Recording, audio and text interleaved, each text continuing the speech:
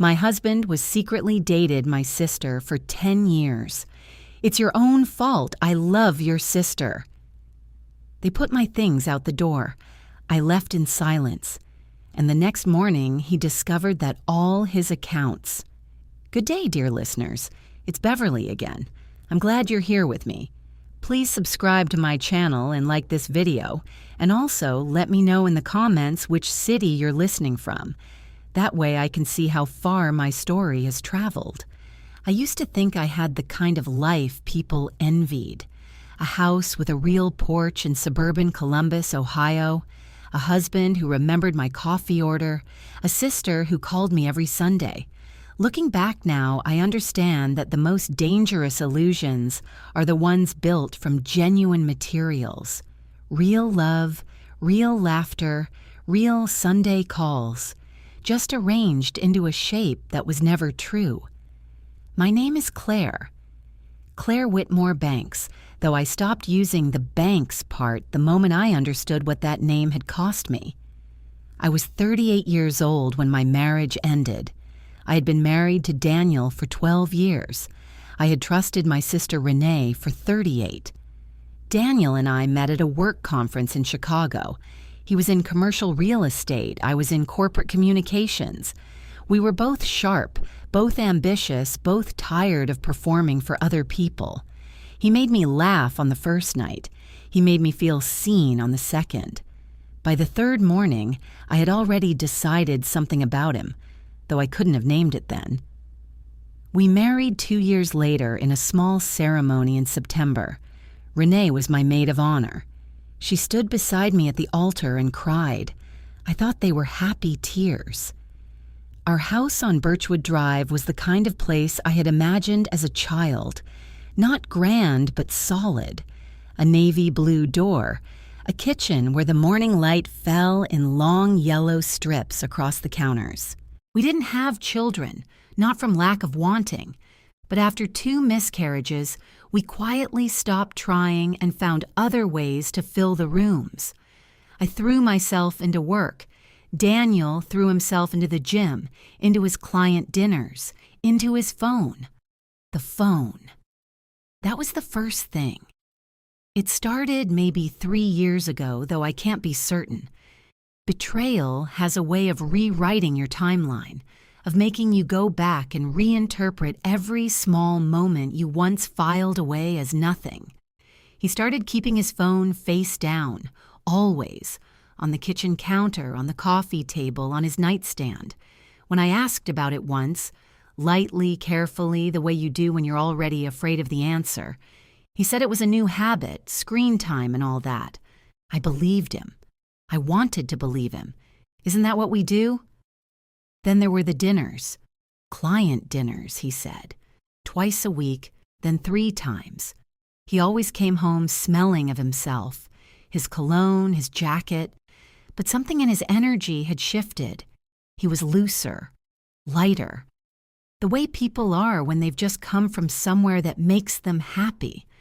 I told myself he was thriving at work. I told myself it was good. The calls with Renee changed too, though I registered this only in the back of my mind, the place where we store the things we're not ready to look at. She started asking questions about Daniel. Casual, sisterly questions, or so they seemed. How is he doing? Is he stressed about that new development project? Does he still go to that gym on 5th? I answered all of them. I thought she was being caring. I thought she was invested in my marriage. God, I was a fool. The Sunday before everything broke open, Renee came to our house for dinner. Daniel made pasta. He cooked when he was happy. And the 3 of us sat around our kitchen table, the one I had picked out from a catalog, the one I had imagined growing old at. They sat across from each other. I watched them, and for one vertiginous second, something passed between them. A glance, a half-second longer than it should have been, a micro-adjustment in Renee's posture. And then it was gone. I poured more wine. I told myself I was imagining things. I wasn't imagining things. 3 days later, I came home from work an hour early. The house was quiet in the wrong way. Not the quiet of emptiness, but the quiet of something being held very still. I called Daniel's name. No answer. I walked upstairs. The bedroom door was slightly open. I pushed it. He wasn't there, but his phone was charging on the nightstand, and it lit up as I walked past it. A message from a contact saved only as R. Miss you already. Tonight was everything. I stood in my bedroom, the bedroom with the gray linen duvet I had chosen, in the house with the navy blue door I had painted myself. And I read that message 4 times. My hands were steady. That surprised me later, how steady my hands were. Inside, I was falling through the floor, but my hands didn't shake. I put the phone back exactly as I found it. I walked downstairs. I sat at the kitchen table and stared at the window until the light changed. I didn't cry. Not yet. First, I needed to be sure. And then, 2 weeks later, I was. I came home to find my bags on the front porch, Daniel standing in the doorway, arms crossed, and behind him, barely visible in the hallway shadow, Renee, my sister, wearing my husband's old college sweatshirt, the one I had washed 100 times. Claire, Daniel said, and his voice was so flat, so certain, so completely without guilt. We need to talk. You did this to yourself, he told me once we were standing in the cold. I love Renee. I think I've always loved Renee. You were never really... You just didn't make me feel... He kept talking. I stopped hearing him. I looked at my sister, and she looked back at me, and what I saw in her face was not shame. It was relief, as if this were the end of her suffering. I picked up my bags. I did not scream. I did not beg. I said, okay, and I left. What none of them understood, not Daniel, not Renee, was that okay was not surrender. It was a starting gun. I drove to a Marriott 11 minutes from the house on Birchwood Drive, paid cash for 2 nights, and sat on the edge of a stiff hotel bed in my coat, still holding my keys. The room smelled of industrial cleaner and recycled air. The lamp on the nightstand gave off a yellow light that made everything look slightly ill. I sat there for a very long time without moving. Here is what I knew. I had a mortgage in my name.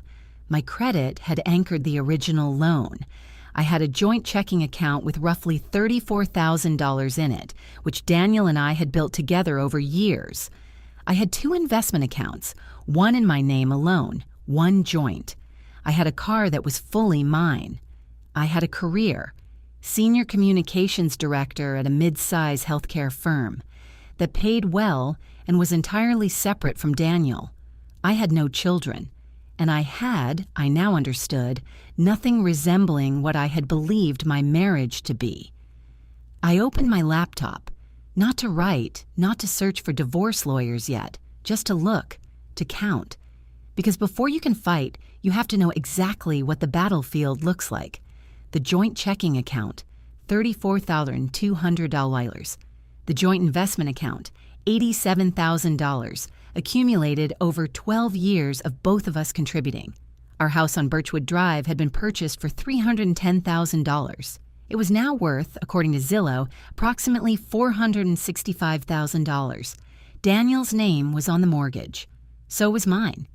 We had built $200,000 in equity together. I made a list. I am a communications professional. I live and die by lists, by messages, by the precise arrangement of information. I wrote down every asset, every account, every shared debt. And then I wrote down something else. Every memory I could attach a date to that now felt suspicious. The client dinners. The long weekends when he said he was visiting his college roommate in Pittsburgh. The 3-day work trip to Atlanta last March, when Renee had also, I now recalled, been inexplicably unreachable. 10 years. That was what he had said. I think I've always loved Renee.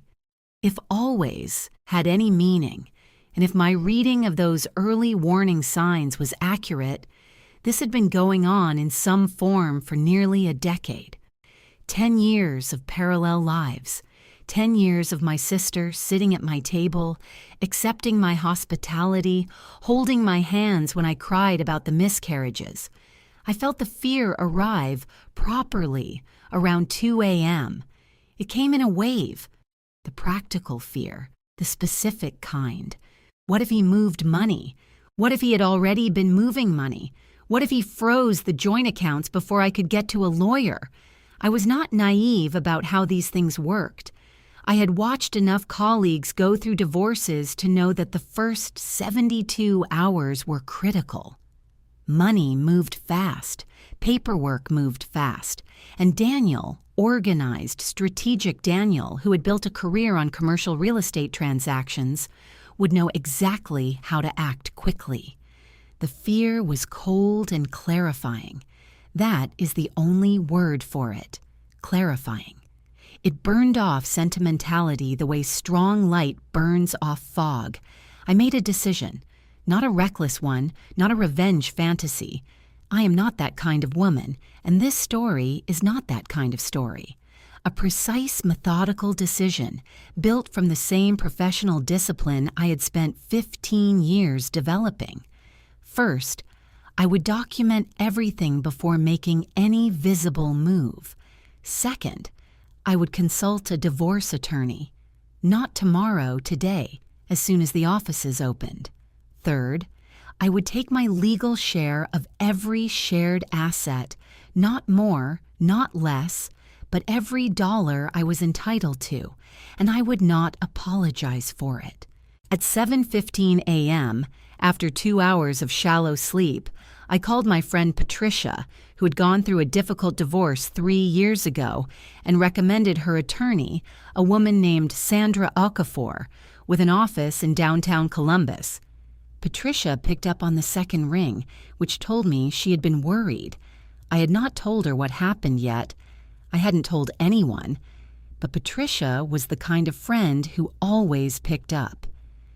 "I need Sandra's number," I said. "It's time." Patricia didn't ask questions. She gave me the number. Then she said, "I'm coming to you." And before I could object, she had already hung up. By 9 a.m., I was on the phone with Sandra Okafor's office. By 10 a.m., I had an appointment for the following morning. By noon, Patricia was sitting across from me in the hotel room with coffee and pastries and the specific, furious loyalty of a woman who's been through the fire herself. She listened to everything. She didn't interrupt. When I finished, she looked at me for a long moment and said, "Do you want to burn it down, or do you want to win?" "I want to win," I said. "Good. Those are different things." She was right. Burning things down is fast and satisfying and leaves you standing in ash. Winning takes longer and leaves you standing on solid ground. I had spent 12 years building things with Daniel. I intended to leave that wreckage with every stone I was owed. There was one more thing I did that evening, alone in the hotel room with my laptop. I was not proud of it in the methodological sense.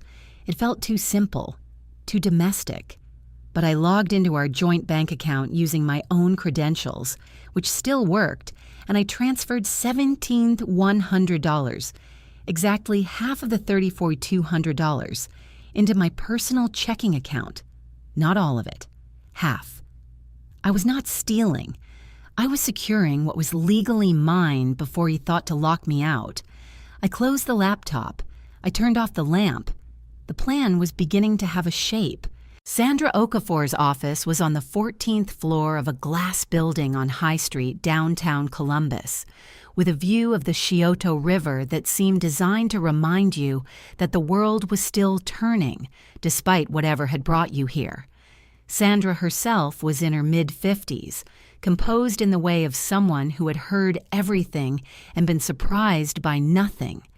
She wore reading glasses on a chain and spoke in the specific, unhurried cadence of a person who charged by the hour and respected your time because of it.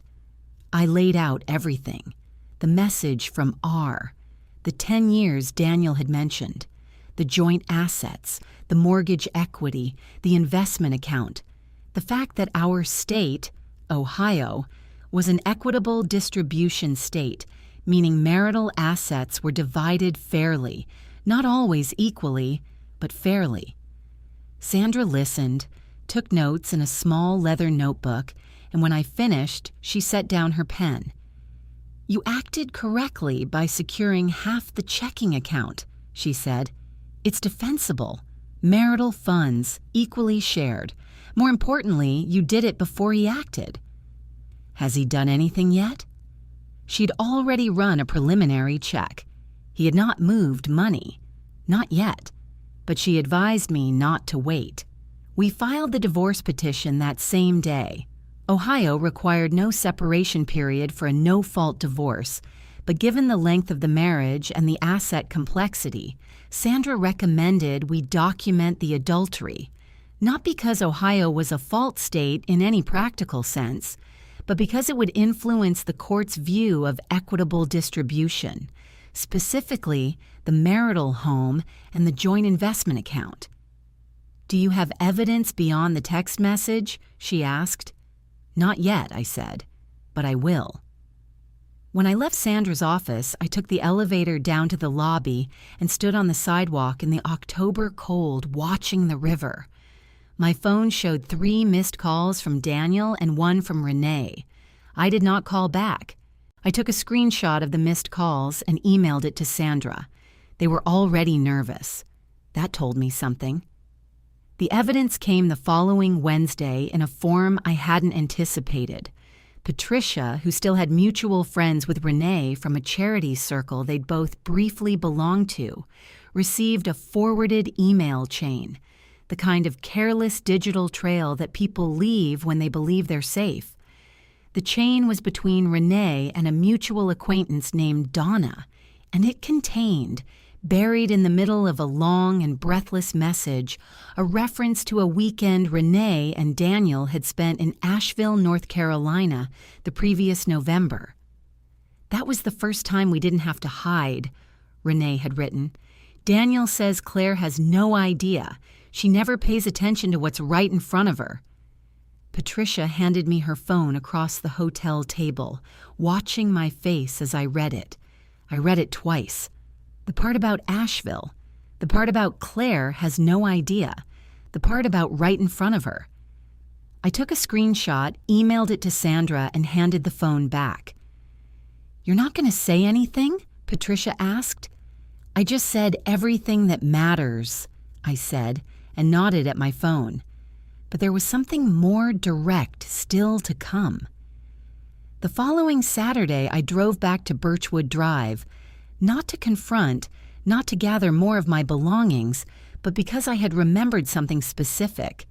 Daniel, organized and strategic. Daniel kept a small fireproof safe in the back of the master closet.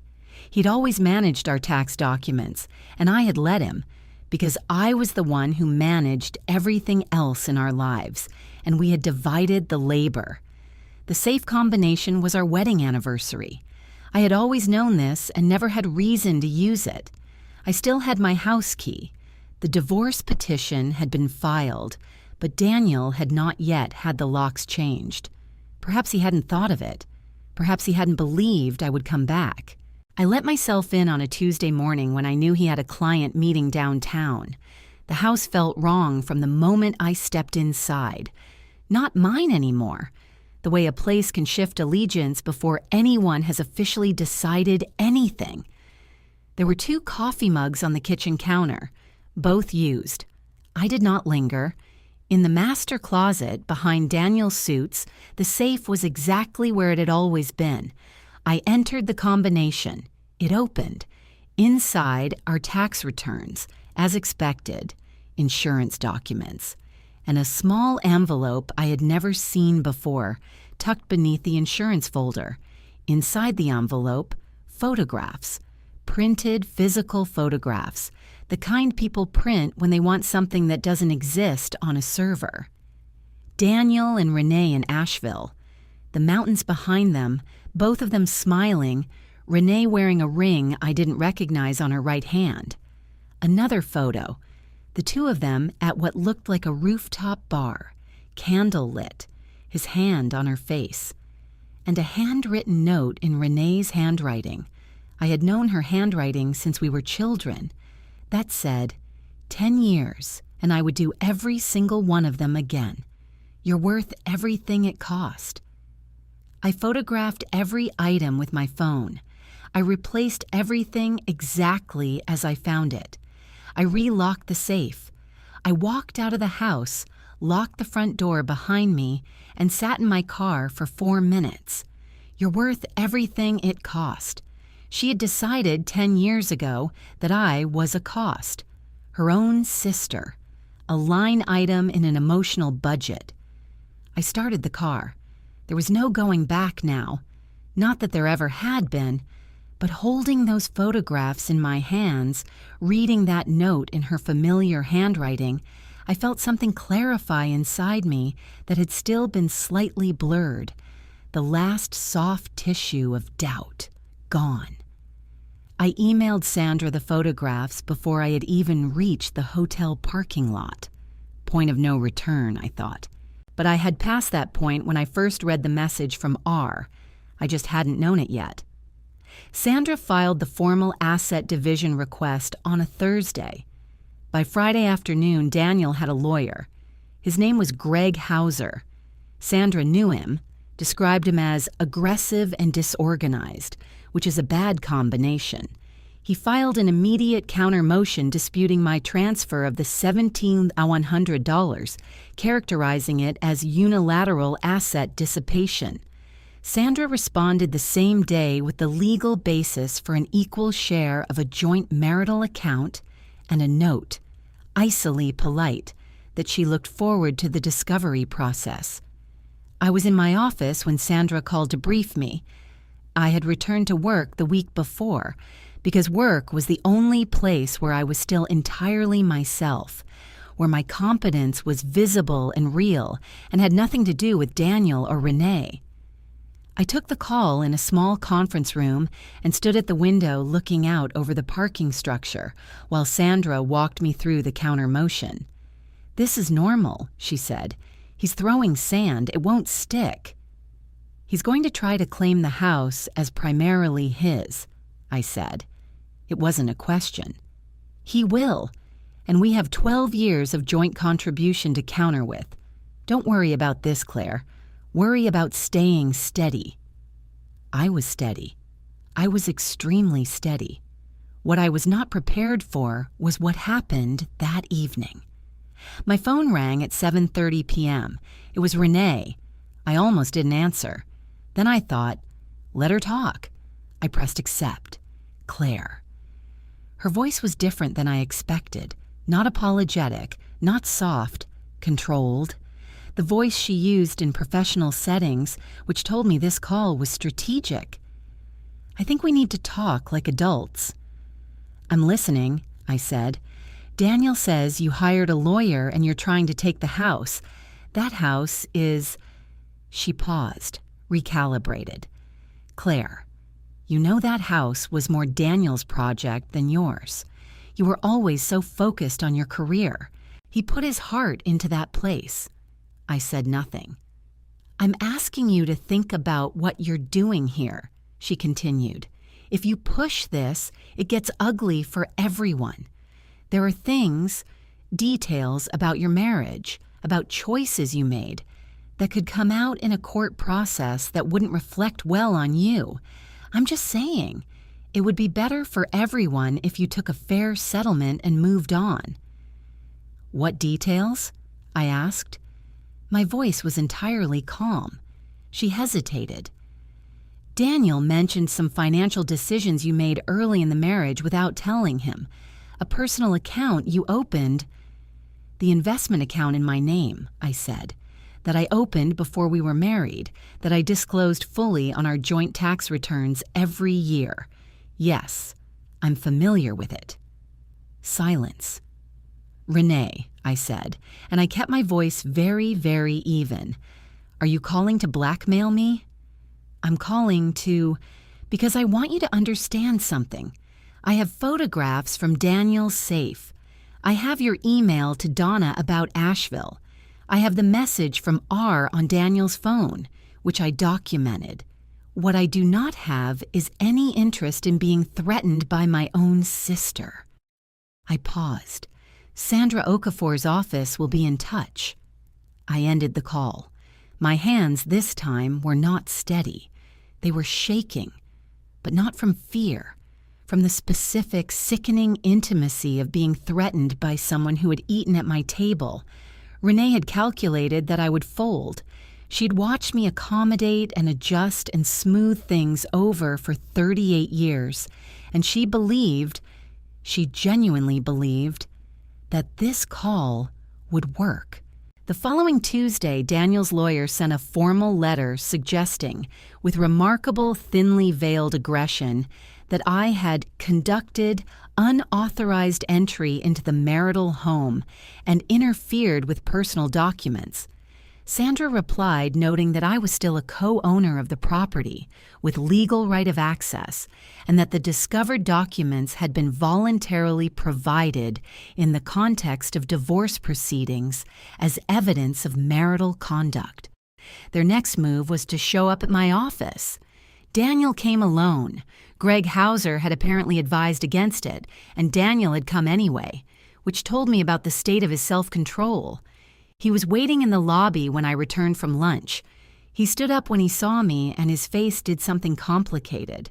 Not guilt, never guilt, but a kind of frustrated disbelief, as if I were a problem that should have resolved itself by now. "This has gone far enough," he said.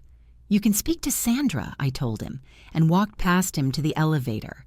He followed me 2 steps and then stopped, because the receptionist was watching, because the glass walls of my office building were not a place he could make a scene without consequences to himself. I watched his reflection in the elevator doors as I waited. He stood there, and then he left. I rode up to my floor, sat at my desk, did not move for 30 seconds. Then I opened my calendar and blocked off 5 days. A long weekend starting Thursday, extended through the following Monday. A small rental cabin I had found in the Hocking Hills, 2 hours south of Columbus. No cell service I cared to use, just woods and a creek and the particular silence of a place where no one knew my name. I had been running on adrenaline and legal strategy for 3 weeks. I had done everything right. I had held the line, collected the evidence, filed the papers, and resisted the threats. But I recognized this with the same clarity I brought to everything else. A human being who had been betrayed by her husband and her sister simultaneously, who had not yet cried properly, who'd been eating vending machine food in hotel rooms and conference rooms for weeks. I needed to put the armor down, just for a few days, not to give up, but to give my body and my heart a moment to catch up with everything my mind had been managing. I packed a bag Friday morning, drove south, watched the suburbs dissolve into forest. I cried for about 2 hours of the drive. Then I stopped. Then I made a pot of tea in the cabin's small kitchen and sat on the porch and watched the leaves come down, and I let myself feel, properly, the grief of it. Not the betrayal, not the legal strategy, just the grief. The marriage I thought I had. The sister I thought I knew. The Sunday phone calls. I let myself feel it, and then I let it settle, the way you let sediment settle in water until it's clear again. By Sunday evening, I felt clear. The text message arrived Monday morning, my last day at the cabin, while I was drinking coffee on the porch and watching a pair of deer in the tree line. The number was Daniel's, but the tone was different from anything he'd sent before. Softer, deliberate, the register of a message that had been written and rewritten. Claire. I've been thinking. We both made mistakes in this marriage. I know I hurt you, but we're about to put both of our lives through something terrible for no reason. I still care about you. Can we just talk? No lawyers, no Sandra, just us, like we used to. I read it once, set my coffee down, like we used to. He was good, I'll give him that. He knew exactly which door to knock on, the one marked shared history, the one that led back to the man I had believed he was. He knew that I was not a vindictive person. He knew I had loved him genuinely. He was using all of that, carefully and deliberately, as a tool. I thought about what it would have meant 3 weeks ago to receive a message like this. I thought about how I would have felt the floor open slightly beneath me, that drop of fragile hope.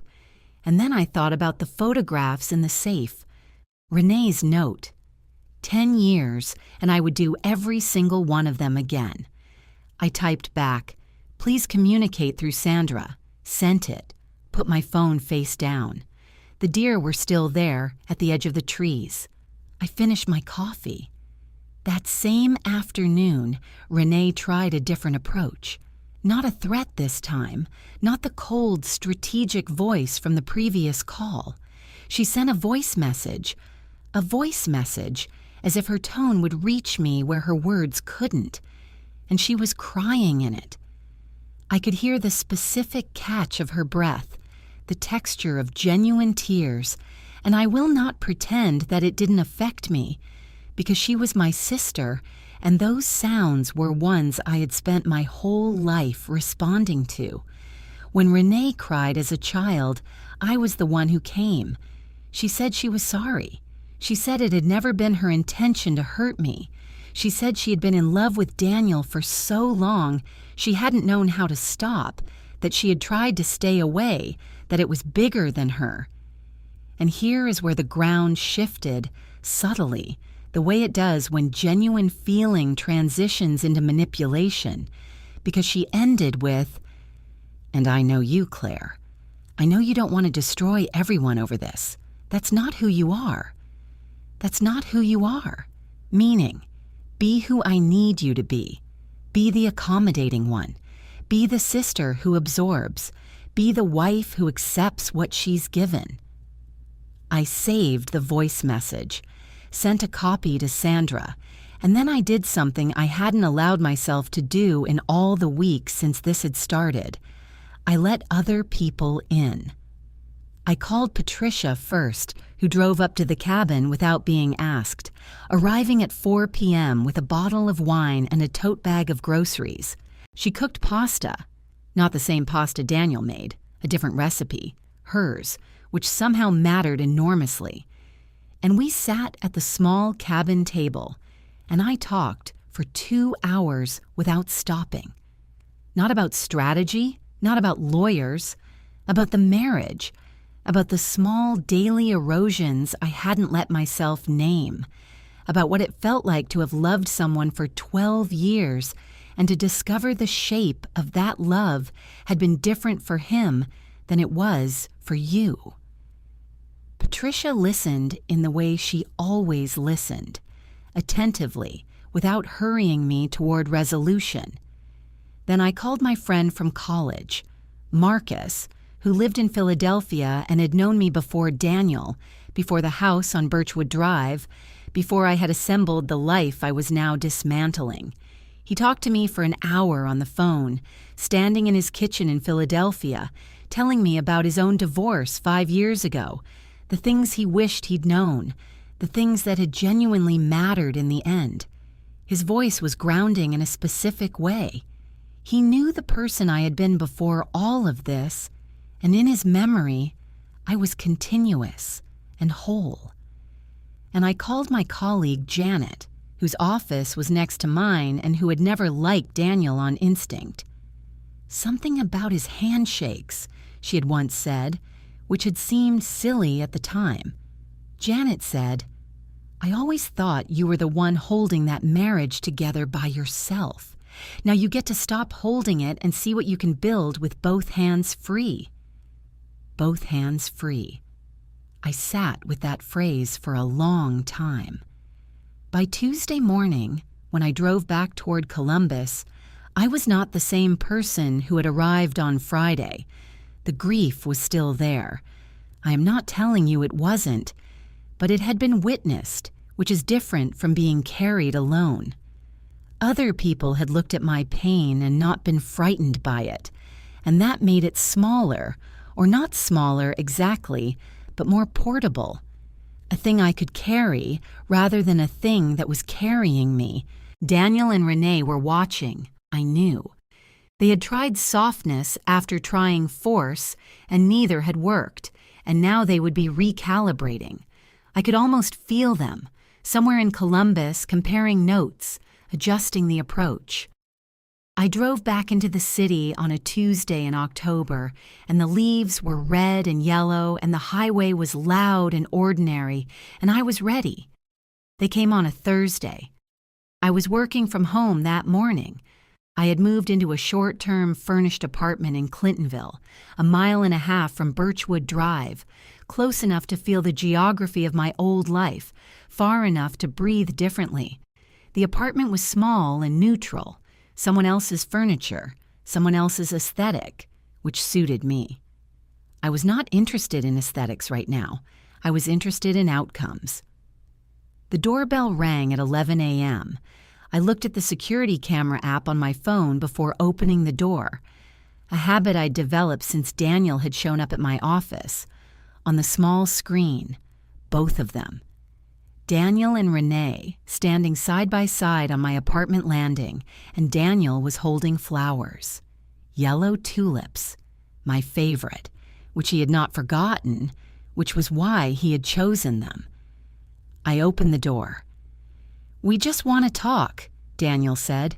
He was wearing his good jacket, the charcoal one he wore when he wanted to seem trustworthy.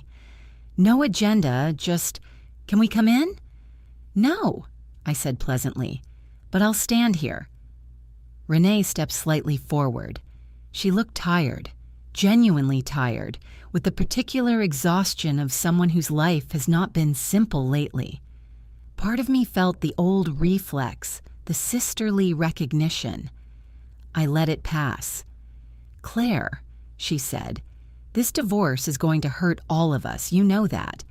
The house will go through a forced sale if neither of you can buy the other out, and you'll both lose money in the process. Daniel's lawyer is going to drag out discovery for months. And in the meantime," she looked at me with something carefully arranged to resemble concern, "you're alone in this apartment, and we're worried about you." "We're worried about you," Daniel added, and he meant it to land with weight. We. As if their unity was the natural order, and my exclusion from it was the anomaly. I looked at them both, the tulips, the charcoal jacket, Renee's careful face. "What is it you actually want?" I asked. Daniel set the flowers down on the railing. Something shifted in him, the performance becoming fractionally less polished, the way it does when a person runs out of patience for a scene that isn't going as planned. "I want you to drop the marital misconduct filing," he said. "It's unnecessary. It's vindictive. We're not in a fault state, Claire, and pursuing it is just going to cost both of us time and money and humiliation that no one needs. Renee and I—" He stopped, recalibrated. "There's a child we're expecting, which means that what happens in this divorce is going to affect more people than just us." The silence that followed was the loudest thing I had heard in months. I looked at Renee. She met my eyes, and there was something in her face that I could not read immediately. Not triumph, not apology. Something more complicated. Something that in another life, in another version of the two of us, I might have felt called to respond to with tenderness. "I'm sorry to hear that," I said. And I was. Not for them, for the complicated inheritance that child would carry, but I did not say this. "The misconduct filing stays," I said. It's relevant to the distribution of marital assets, and that is its legal function. Sandra has explained this to Greg Hauser in writing. I looked at Daniel. If you want to make the process faster and cheaper, your lawyer knows how to do that. Claire. Renee's voice dropped, and this is when the mask shifted. Not fell, shifted, just enough to show the frame beneath. You are making this into a war because you are angry, and I understand that. But you are going to spend the next year of your life in a legal process that will cost you money and energy you don't have for...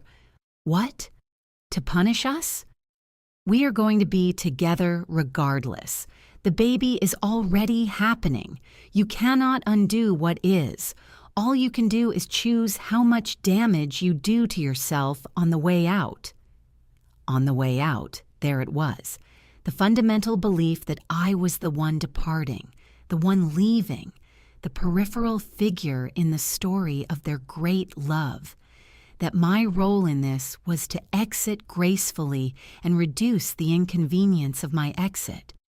I stood in my doorway and let the words settle and felt them for exactly what they were. I think we're done here, I said. Claire. You should go. You're both welcome to contact Sandra. Daniel's expression when he picked up the tulips from the railing was not the expression of a man who has accepted a setback. It was the expression of a man who has decided to stop being patient. His jaw was set in the way I knew from 12 years of living with him. Not rage, not yet, but the cold precursor to it. Renee touched his arm.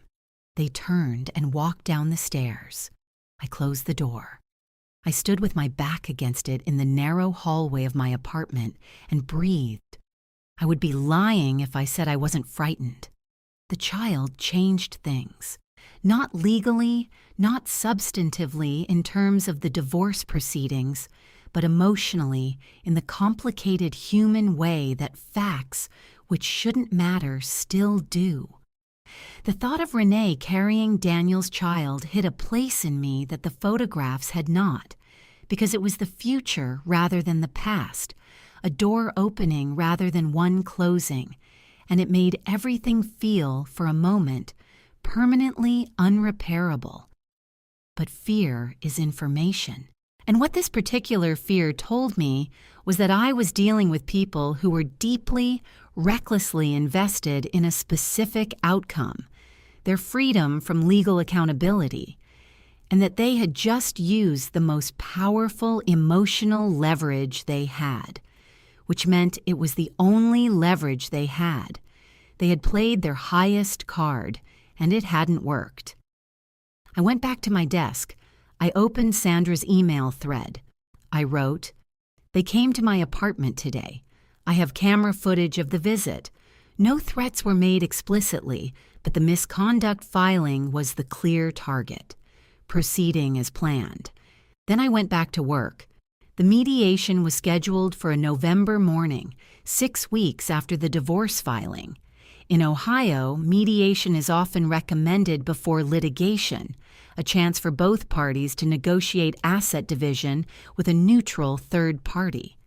Sandra had agreed to it strategically. We were prepared, we had documentation and mediation on the record, even if it broke down, would establish our position before a judge. The mediator's office was in a legal complex on the east side of Columbus. Neutral, beige, the deliberate non-personality of spaces designed to contain conflict. Daniel arrived with Greg Hauser. I arrived with Sandra. Renee was not present. She was not a party to the divorce. But her presence was everywhere in that room, the way it had been everywhere in my life for the past decade. We sat down on opposite sides of a long table. Daniel looked composed. He looked the way I had once found attractive, controlled, professional, at ease in formal settings.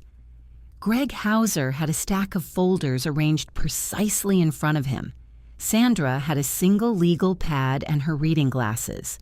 The mediator, a woman named Dr. Kathleen Yue, opened the session by laying out the assets under discussion: the marital home, the joint investment account, the checking account, and a question about a business loan Daniel had taken under his personal credit during the marriage. We had known about that loan. Sandra had found it during discovery. $45,000, taken 18 months ago, ostensibly for a commercial real estate investment that Daniel had not disclosed to me. The loan was in his name.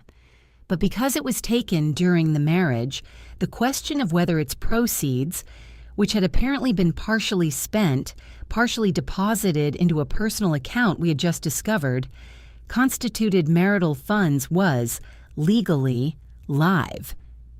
Greg Hauser addressed the loan first. He characterized it as a personal business investment, pre-existing the period of marital difficulty, not linked to any marital spending. Sandra asked calmly where the proceeds had gone.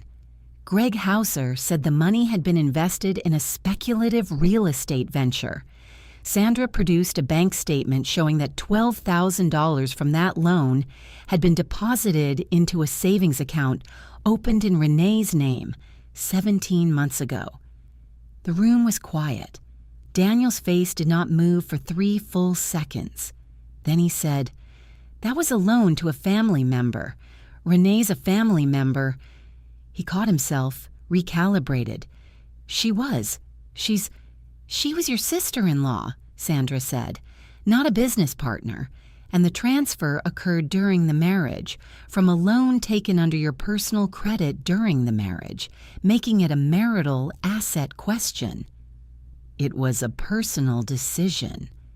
Made with marital funds to benefit the woman with whom you were conducting a 10-year extramarital affair, Sandra said, and the evenness of her voice made it more devastating than any volume could have. "Dr. Yue, we'd like that $12,000 reflected in the asset ledger." Daniel turned to Greg Hauser. Something was happening in his face, the composed professional surface developing fractures, the way ice does before it breaks. Greg leaned over and murmured something. Daniel shook his head. Then, in a decision that Greg clearly did not recommend, Daniel turned to me directly. "This is what you wanted," he said, "to humiliate me. To make this about Renee when it's about your need to—" Daniel. Sandra's voice was not loud.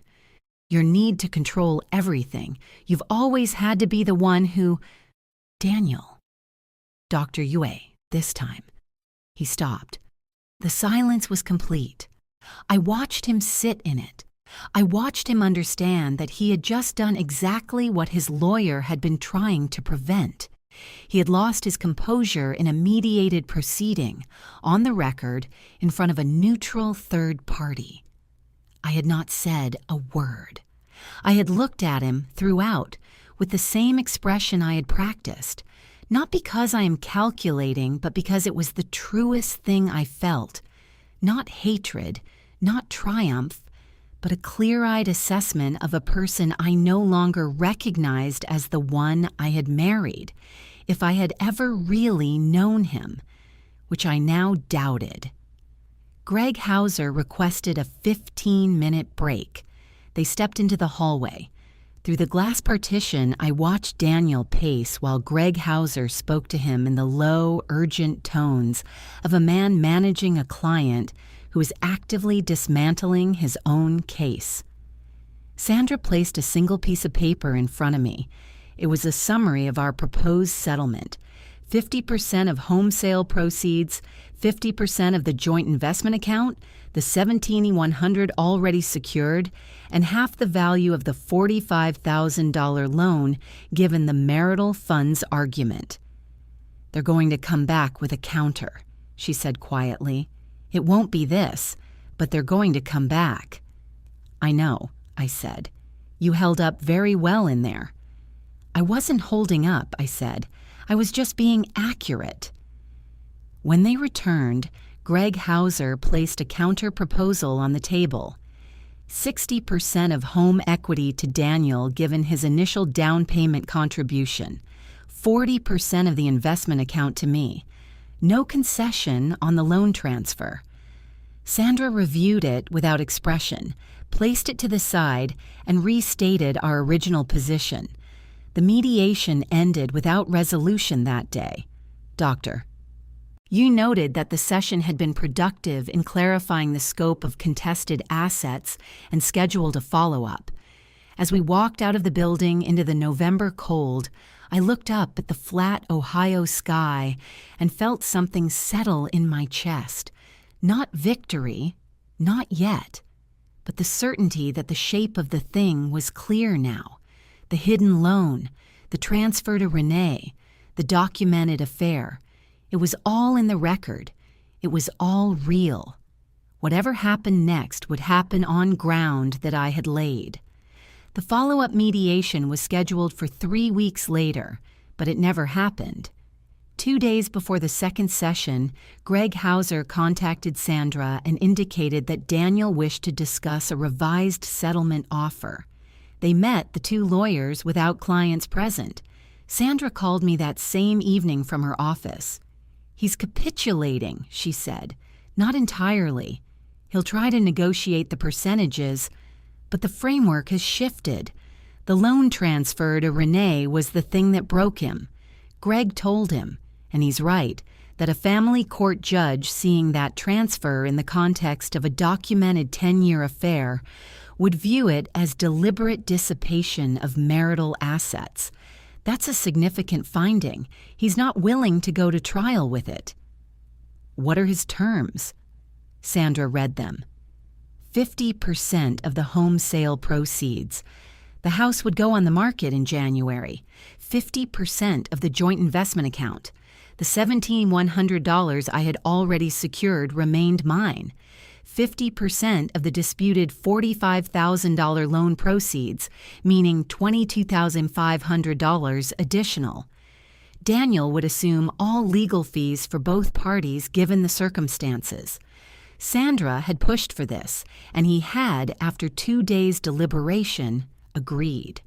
He also, Sandra said with a neutrality that I recognized as carefully maintained, wants a non-disclosure clause regarding Renee's involvement. "No," I said. "I thought you'd say that." I told him it wasn't a standard condition given that the affair was already documented in court filings.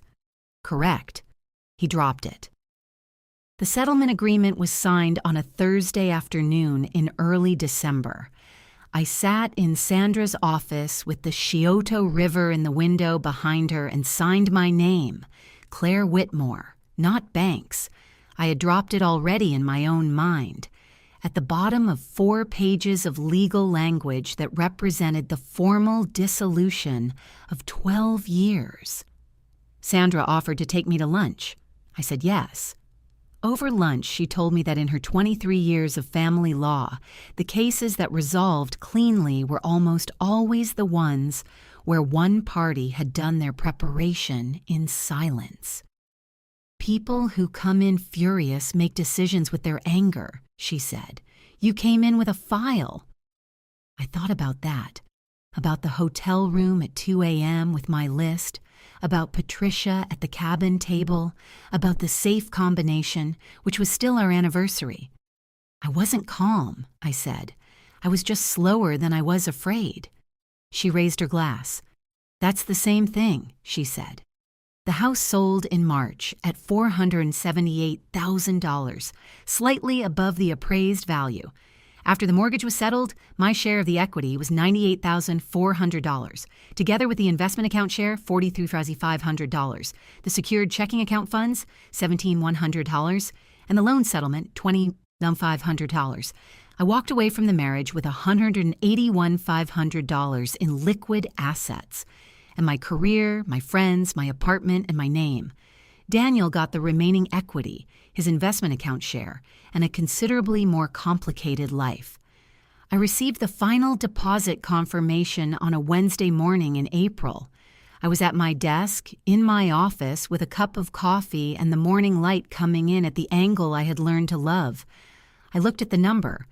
I allowed myself for exactly 1 minute, to feel the full weight of what I had rebuilt from the wreckage. Then I closed the confirmation email and went back to work. Victory, I had learned, does not announce itself loudly. It arrives as a number on a screen, as a name on a lease, as a morning where you wake up and the first thing you feel is not grief but possibility. It arrives quietly in the same silence that betrayal once occupied, filling the same space with something entirely different. I was free. Not the empty free of loss, but the particular, hard-earned free of a woman who had been given the worst information about her life and had built something better from it. A year after the mediation, I was living in a 2-bedroom apartment in Clintonville that I had finally made mine. Real furniture, plants, a reading chair where the morning light came in, clean and unhaunted. I had framed photographs from a solo trip to Portugal in February, my first real vacation in years, where I spent a week in Lisbon and felt for the first time in as long as I could remember that each day belonged entirely to me. At work, I had been promoted. The communications director role had grown with the firm. I was now managing a team of 9 and advising on 2 acquisition processes.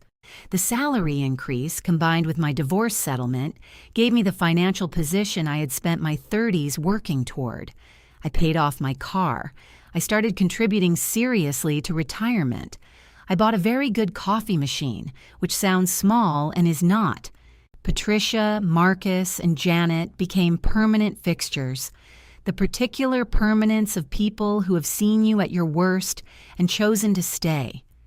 I started therapy with Dr. Allison Park, and I will say this plainly, one of the best decisions of my adult life. What she helped me understand is that the betrayal was not a reflection of my worth, but of choices 2 other people made repeatedly across a decade. I also grieved Renee for a long time. She was my sister, and there is a grief specific to childhood and shared origin that does not dissolve neatly. I still feel it sometimes, more like weather than a wound. As for what happened to them, Daniel's undisclosed loan attracted scrutiny from a business partner, resulting in a dispute that cost him a portion of his partnership equity. Renee lost her job in the spring. Funding cuts were cited, though the atmosphere had grown complicated after the divorce proceedings circulated through Columbus's professional community.